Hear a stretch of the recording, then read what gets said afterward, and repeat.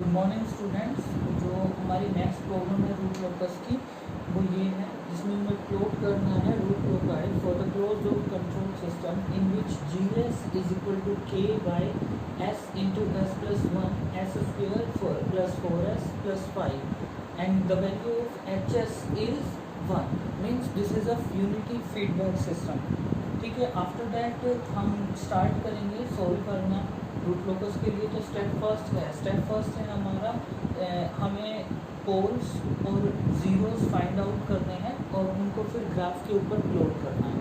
ठीक है, तो जब हम प्लॉट फाइंड आउट करेंगे तो ये क्वाड्रेटिक इक्वेशन है, इसको इस तरह से सोल्व करेंगे और इसको सोल्व करने के बाद रूट आएंगे हमारे, वो आएंगे -2 plus minus J1।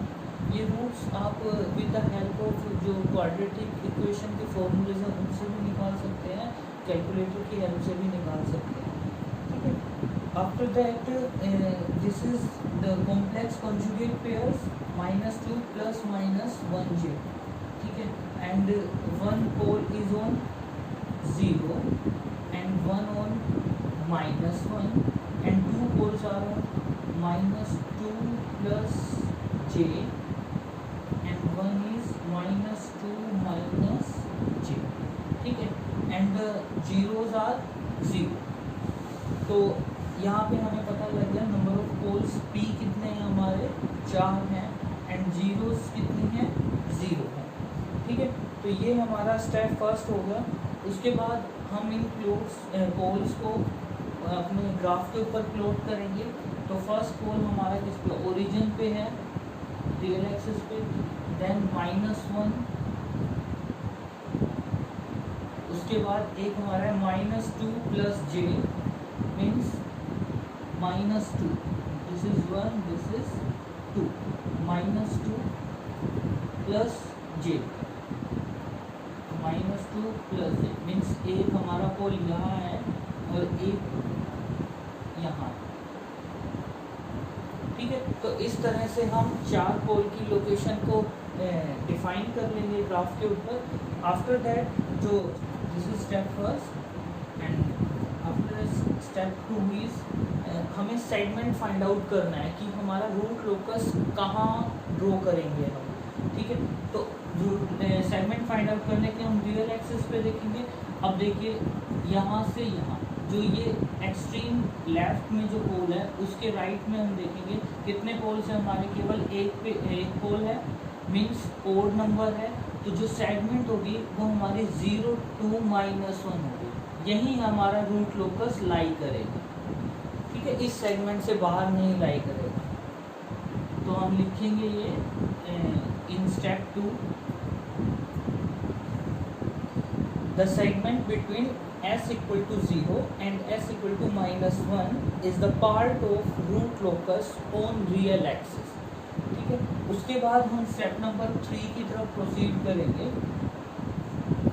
Step number 3 है हमारा number of root loci find out करना। तो यहाँ number of root loci zeros है नहीं, तो n किसके इक्वल हो जाएगा, पोल्स के, एंड पोल्स कितने हमारे 4 हैं। तो there are 4 number of root loci in this statement.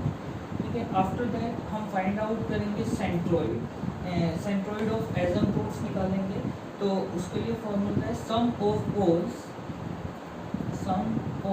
Poles minus sum of zeros by pole minus 0।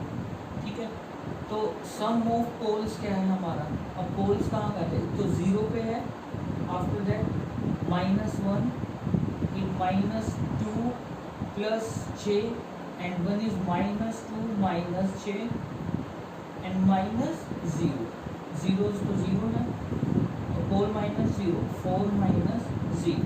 अब इसको फाइंड आउट करेंगे, J से J cancel, -2 means -5 by 4 and that is -1.25। ठीक है, तो that means this is our centroid of asymptotes. तो -1 and near about this is -1.25। This is our centroid of asymptotes. After that we proceed to step number 5. हमें find out करना है angle of asymptotes. अब angle of asymptotes निकालने हैं. तो angle of asymptotes मैंने बताया था आपको, नंबर ऑफ रूट लोकाई कितने हमारे 4. तो जो k की वैल्यू होगी हमारी वो रूट लोकाई के अकॉर्डिंग होगी. अब 4 है इसमें रूट लोकाई, तो k की वैल्यू होगी 0, 1, 2, 3. ठीक है. तो for first centroid angle of asymptotes 5, 1 जो होगा 5 हमारा क्या है 2k plus 1 upon whole minus 0 into 180. ठीक है. तो जो 5, 1 होगा this 4 into 180 that is 45 degree. Similarly 5, 2 135 degree. 5, 3 जो होगा हमारा वो होगा 225 डिग्री. एंड 5, 4 जो होगा हमारा होगा 315 डिग्री. ठीक है. तो इस तरह से इस फॉर्मूले में पुट करके k की वैल्यू 0, 1, 2, 3 हम ये 4 एंगल निकाल लेंगे. That is 5, 1, 5, 2, 5, 3, 5, 4. जितने हमारे रूट लोकाई होंगे उतने ही हमारे ये एंगल होंगे, एंगल ऑफ एसिम्प्टोट्स होंगे. ठीक है. तो ये एंगल निकालने के बाद हमें with the help of D हम सेंट्रोइड पे रख के इन एंगल्स को ड्रॉ करेंगे. ठीक है. तो फर्स्ट एंगल है हमारा 45 डिग्री. That is 45 degree. इसके बाद नेक्स्ट है 135 degree.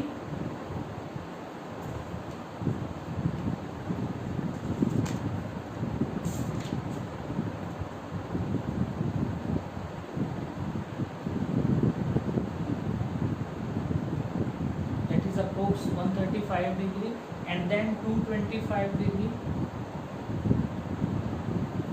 and next is 315 degree.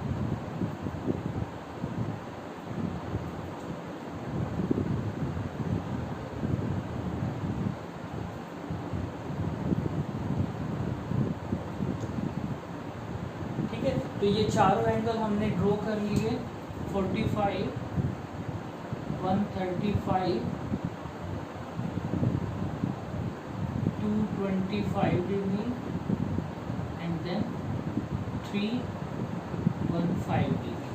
ये चारों एंगल ड्रॉ कर लिए ग्राफ पे. ये ड्रॉ करने के बाद हम नेक्स्ट स्टेप पे आएंगे and which is break away point. ठीक है. अब हम break away point find out करेंगे. फॉर ब्रेक अवे पॉइंट जैसा पिछले क्वेश्चन में किया था बिल्कुल वैसे ही break away point find out करने हैं. हमारी कैरेक्टरिस्टिक इक्वेशन क्या है 1 plus GS HS is equal to 0. GS की वैल्यू पता है, GS इंटू HS आपको पता है ये है. पुट करेंगे, एलसीएम लेंगे और एक इक्वेशन निकाल देंगे जो होगी S की power 4 plus 5s cube plus 9s square plus 5s plus k is equal to 0. dk by ds find out करेंगे और उसको इक्वल टू 0 पुट करेंगे. तो dk बाय ds क्या होगा यहाँ से 4s cube plus 15s square plus 18s plus 5 is equal to 0. अब यहाँ से हम with the help of hit and trial method s की डिफरेंट वैल्यूज पुट करके एक break away point find out करेंगे. वो जो s की वैल्यू पुट करने हैं आप with the help of calculator कर सकते हैं. वो ज़्यादा इजी होगा. साइंटिफिक कैलकुलेटर की हेल्प से अगर हम करेंगे जैसे इसमें नियरेस्ट 0 के इक्वल लेके आना है हमें इस इक्वेशन को. तो जैसे हम पहले फॉर्मूले में करते थे तो आपके पास कैलकुलेटर नहीं है तो पहले मैथ की इक्वेशन आपने ऐसे सोल्व करी होगी. दिस पार्ट इक्वल टू 0 के इक्वल आना है तो s की डिफरेंट वैल्यूज़ को ट्राई करेंगे. ठीक है. तो इस तरह से यही वैल्यू हम with the help of scientific calculator निकाल सकते हैं. वो ज़्यादा इजी पड़ेगा. तो जब हम ये वैल्यू फाइंड आउट करेंगे तो जो ब्रेक अवे पॉइंट हमारा निकल के आएगा वो आएगा s is equal to minus 0.4. This is our breakaway point. ठीक है, s equal to minus 0.4. This is breakaway point. ये पॉइंट निकलने के बाद इसको हम यहाँ पे मार्क कर देंगे. This is -1 and this is 5.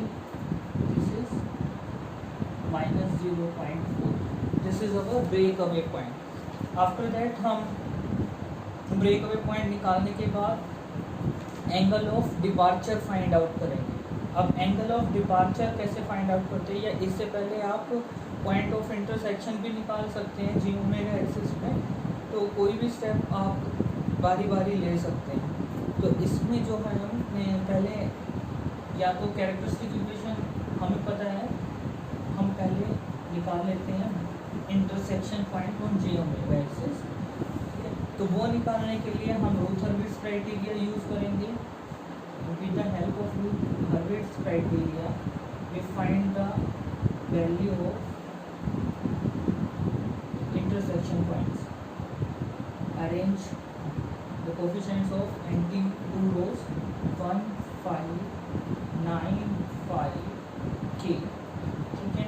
After that we find out 8 K and this is 40 minus 5 K upon 8 and this is K.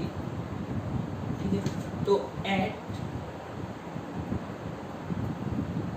40 minus 5k is equal to 0. तो यहाँ से k की वैल्यू फाइंड आ जाएगी which is 8.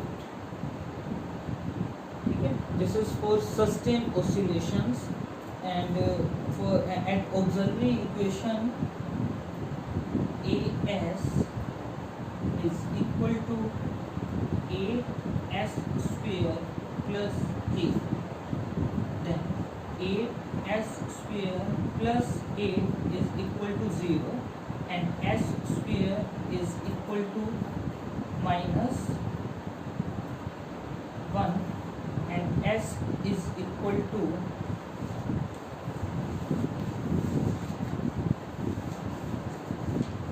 plus minus g. ठीक है, 1g. तो ये हमारी s की वैल्यू आ जाएगी. ठीक है. अब इस this is our intersection point on j omega axis. This is real axis, this is imaginary axis. तो plus j, this is 1, this 1j and this is minus j. तो these are our intersection point. ठीक है. उसके बाद हमें, जो कि इसमें मैंने देखो बताया था, अगर हमारे कॉम्प्लेक्स कंजुगेट पेयर्स नहीं है तो हमारा रूट लोकस जो होगा वो केवल इस तरह से ड्रॉ कर देंगे हम. ठीक है. लेकिन जब हमारा कॉम्प्लेक्स कंजुगेट पेयर्स हैं तो उस केस में हमें एंगल ऑफ डिपार्चर निकालना होगा अगर हमारे पास पोल्स हैं, और अगर जीरोस होती है तो angle of arrival find out करते हैं. तो इस केस में हमारे पास पोल्स हैं तो एंगल ऑफ डिपार्चर निकालेंगे इन कॉम्प्लेक्स कंजुगेट पेयर्स पे. तो इन कॉम्प्लेक्स कंजुगेट पेयर्स से कैसे एंगल फाइंड आउट करेंगे, उसको फाइंड आउट करने का तरीका ये है कि सबसे पहले कोई भी एक कॉम्प्लेक्स कंजुगेट पेयर आप सपोज कर लो. मान लो हमने ये वाला ले लिया. ठीक है. तो अब इससे जितने भी हमारे पोल्स हैं उन सबको मिलाएंगे. तो फर्स्ट पोल है हमारा ओरिजिन पे, सेकंड है -1 पे, थर्ड है इसके अपोजिट मीन्स 90. ठीक है. अब हमने ये तीनों को मिला लिया. अब मिलाने के बाद यहाँ से D की हेल्प से, with the help of D, in angles को फाइंड आउट करेंगे. तो ये एंगल पहले फाइंड आउट किया, उसके बाद ये एंगल फाइंड आउट किया, उसके बाद ये एंगल फाइंड आउट करेंगे. ये तो 90 डिग्री पे ही होगा. तो ये और ये तीनों एंगल फाइंड आउट करेंगे और एंगल ऑफ डिपार्चर निकालेंगे. एंगल ऑफ डिपार्चर निकालने का फॉर्मूला रहता है हमारे पास, in case of complex conjugate pair हम फाइंड आउट करेंगे डिपार्चर एंगल, और डिपार्चर एंगल निकालने का फॉर्मूला ये रहता है five D is equal to 180 minus 5p1 plus 5p2 plus theta p3, sorry this is theta not five, ठीक है। तो थीटा p1 क्या है, जो ये वाला एंगल है, theta p1, theta p2 and theta p3। तो थीटा p1 हमारा 154 डिग्री है, थीटा p2 136 है एंड थीटा p3 90 डिग्री है।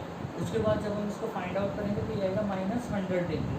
तो अब क्योंकि हमने ये वाला कॉम्प्लेक्स कॉन्जुगेट पेयर खोल लिया था, तो यहाँ से हम माइनस में 100 डिग्री ड्रॉ करेंगे। 100 डिग्री ड्रॉ करने के बाद ये लाइन लगाएंगे डॉटेड, और जो हमारा ये था एंगल ऑफ एसिम्पटोट्स था, ये कभी भी जो जब हम इसको ड्रॉ करेंगे ये इंफिनिटी तक जाएगा, लेकिन कभी भी इस एंगल को कट नहीं करेगा। तो ये इस लाइन से उस तरफ ही रहेगा और इंफिनिटी तक जाएगा। तो इसको हम इस तरह से ड्रॉ करेंगे। सिमिलर वे में दूसरा कॉम्प्लेक्स कॉन्जुगेट पेयर पे हमारा क्या होगा, +100 डिग्री का एंगल ड्रॉ करेंगे इस तरह से, और यहाँ पे ये इस वाले जो एंगल ऑफ एसिम्पटोट्स की लाइन थी उसको कट नहीं करेगा, और ये इस तरह से इंफिनिटी तक चलेगा। तो ये हमारा इस तरह से कंप्लीट रूट लोकस ड्रॉ हो जाएगा। होपफुली आपको समझ आ गया होगा। इसके ऊपर और मोर प्रैक्टिस कीजिए घर पे, और अगर कोई भी प्रॉब्लम आती है तो मुझे कमेंट कीजिए या फिर व्हाट्सएप के थ्रू मुझे कांटेक्ट करके डाउट क्लियर करिए। This is very important topic, ज़रूर आता है।